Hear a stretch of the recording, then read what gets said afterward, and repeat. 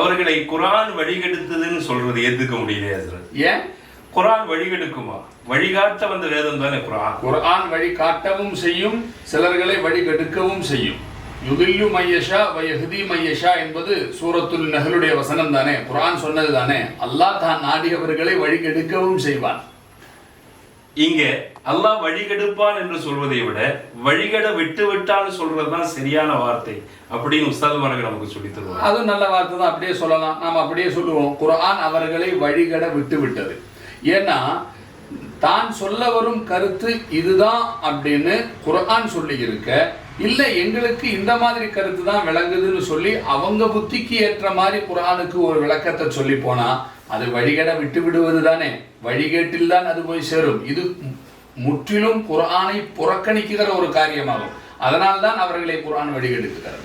புறக்கணிப்பா? இவங்க குர்ஆனை புறக்கணிக்கலையே, இந்த விளக்கம் சொல்லியவர்களை தானே புறக்கணிக்கிறாங்க. அப்படி கிடையாது, குர்ஆனை தான் இது புறக்கணிப்பு. என்ன சொன்னா, அந்த கூட்டத்தார்கள் சொல்வதுதான் குர்ஆனுடைய கருத்துன்னு குர்ஆனே சொல்லி இருக்க, அப்ப நாங்க அவங்களை ஏத்துக்க மாட்டோம்னு சொன்னா அது அவர்களை ஏத்துக்காதது அல்ல, குர்ஆனை புறக்கணிக்கிறது தான் இது.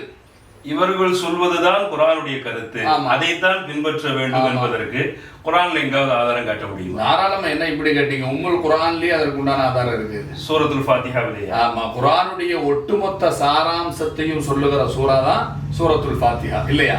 அதுல சிராத்துல் முஸ்தகீம், நேர்வழி என்ற அந்த நேர்வழிக்கு என்ன விளக்கத்தை குர்ஆன் கொடுத்தது? சிராத்தல் லதீன அன்அம்த அலைஹிம் என்ற விளக்கம். எவ்வளவு அழகான விளக்கம், அதை பாத்தீங்களா?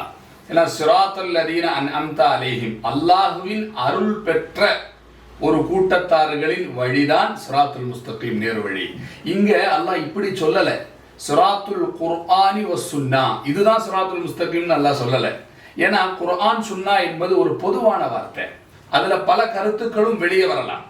ஆனா உண்மையான கருத்து எது, உண்மையான விளக்கம் எது, அதை சொல்வதற்கு ஒரு டீம், ஒரு தகுதி பெற்ற கூட்டம், அந்த கூட்டத்தை தான் அல்லாஹ் அறிமுகப்படுத்துகிறான்.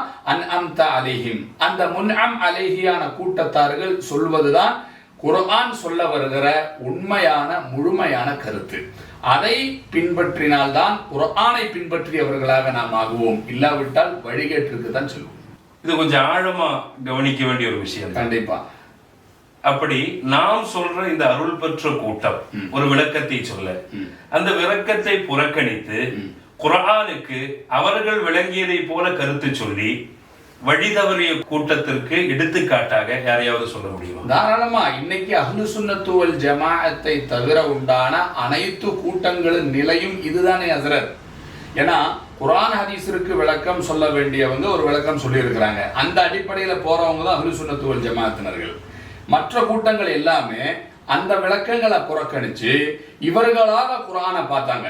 உதாரணமா, ஆண்களை போன்று பெண்களும் ஜுமா ஜமாஅத்திற்காக பங்கு கொள்வதற்கு பள்ளிவாசலுக்கு செல்லுகிற விஷயம், இதுல அஹ்லு சுன்னத்து வல் ஜமாஅத்தினுடைய நிலைப்பாடு என்ன? அது கூடாது என்பது. அது நாம சொன்னதல்ல, குர்ஆன் ஹதீஸிற்கு விளக்கம் சொல்ல வேண்டிய தகுதி பெற்ற அந்த மகான்கள் சொன்ன கருத்தை தான் நாம எடுத்து சொல்றோம். இவங்க அதை புறக்கணிச்சு சொந்தமா குர்ஆனை ஹதீஸை எடுத்து பார்த்தப்போ இவர்களுக்கு என்ன விளங்கியது?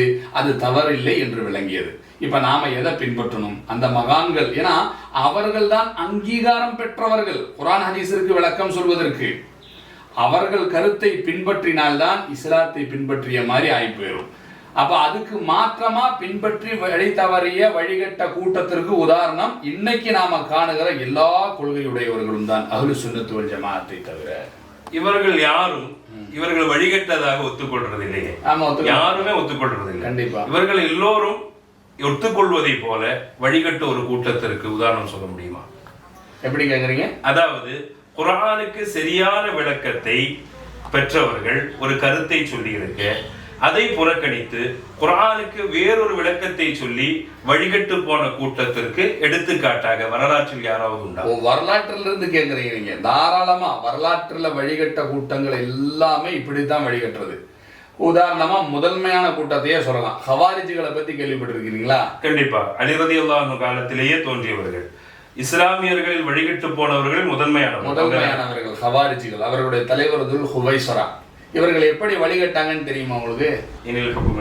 சூரா யூசுஃபுடைய வசனத்தை கொண்டு வழிகட்டதாக சொல்லுவாங்க. ஆமா, அதை பற்றி கொஞ்சம் விளக்கமா சொல்ல முடியுமா? விளக்கமா இன்னொரு வீடியோல நாம சொல்லலாம். சுருக்கமா சொல்றதா இருந்தா, செய்தனா அலி ரலியல்லாஹுடைய காலகட்டத்தில் சஹாபாக்களுக்கு இடையில் ஒரு பிரச்சனை வருகிறது.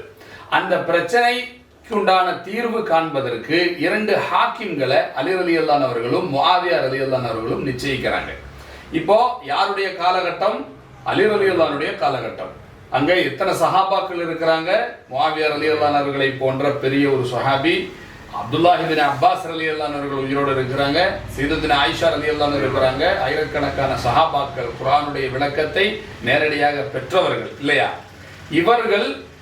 இவர்களுக்கு ஏற்பட்ட இந்த பிரச்சனைக்கு தீர்வு காண்பதற்காக 2 ஹாக்கிம்களை, நடுவர்களை மஸ்லஹத் பேசி தீர்மானம் செய்வதற்கு 2 நபர்களை தீர்மானம் செய்றாங்க. இது குர்ஆனுக்கு எதிரான ஒரு காரியம் கிடையாது. அவங்க படிச்ச குர்ஆன்ல அதுக்கு எதிரான ஒரு ஆதாரமும் கிடையாது. நம்ம கடையில ஒரு பிரச்சனை வந்துச்சுன்னா பேசி மஸ்லஹத் பண்றதுக்கு நம்ம என்ன செய்யலாம்? ஒரு நடுவர்களை உள்ள கொண்டு வரலாம். இதுதான் அவங்க செஞ்சாங்க. ஆனா ஹவாரிஜிகள் என்று அன்றிருந்த அந்த கூட்டத்தார்கள் அவர்கள் குர்ஆனை திறந்து பார்த்தப்போ, நீங்க முன்னாடி சொல்றீங்க இல்லையா வசனம், அந்த வசனத்தை சூரத்துல் யூசுஃப்ல இருந்து எடுத்தாங்க. அதனுடைய மேலோட்டமான அர்த்தம், உங்களுக்கு இடையில பிரச்சனை உண்டானா அல்லாஹ் தான் ஹாக்கிம், அல்லாஹ்வை தவிர வேற யாரும் ஹாக்கிம் இல்ல.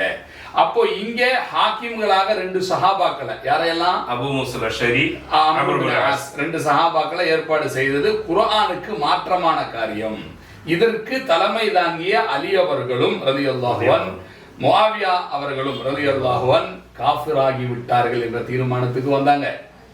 இதை ஒப்புக்கொண்ட அன்றிருந்த எல்லா சஹாபாக்களையும் அவர்கள் காஃபிர்களாக தீர்மானித்து விட்டார்கள். இப்படி அவர்கள் தீர்மானித்தது அவர்கள் நேரடியாக குர்ஆனை நெருங்கி வழிகட்டதின் காரணமாகத்தான். இதுவே குர்ஆனுக்கு சரியான விளக்கத்தை சொல்ல வேண்டிய தகுதி பெற்ற சஹாபாக்கள் இந்த புறம் இருக்கிறாங்க. அவர்கள் பார்த்த பொழுது அந்த ஆயத்திற்கு எதிரான ஒரு செயலாக அது அவர்களுக்கு தெரியல. அது உண்மையிலேயே அப்படித்தான். அப்ப இப்படித்தான் ஹவாரிஜிகள் வழிகட்டார்கள். இன்று வரைக்கும் வழிகட்ட கூட்டங்கள் எல்லாம் வழிகட்டது குர்ஆன் ஹதீஸை ஏத்துக்காமல் அல்ல, அதற்கு இந்த முன்னோர்கள் சொன்ன கருத்தை புறக்கணித்து இவர்களாக ஒரு கருத்து சொல்லிதான் வழிகட்டு விட்டிருக்கிறார்கள். அல்லாஹ் அந்த கூட்டத்திலிருந்து நம்மை காப்பாற்றி அருள்வானாக.